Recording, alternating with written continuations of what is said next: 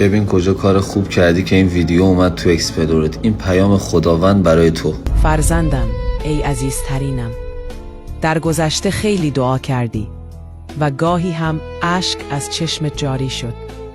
نگران نباش، من صداتو شنیدم و اشکاتو دیدم. معجزه‌ای در حال نزدیک شدنه. قوی بمون و با شکوه ادامه بده. من همیشه با تو هستم. یک نفس عمیق بکش و به این فکر کن: اگه همه چیز درست بشه، زندگیت و خودت چطور به نظر میرسید؟ حالا لبخند بزن، چون واقعاً همینطور خواهد شد. اگه الان توی مکان یا زمان درستی نیستی، اگه ناراحتی، مضطربی یا ترسیدی، چشماتو ببند و به صدای من گوش بده.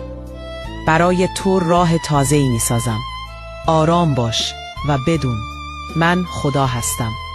یه روز همه چیز برات معنا پیدا میکنه و حکمت همه اتفاقات رو میفهمی. تو هیچ وقت متوجه نخواهی شد که از چه چیزهایی و چه آدمهایی محافظتت کردم. چه بلاهایی رو بدون اینکه بفهمی از تو و عزیزانت دور کردم.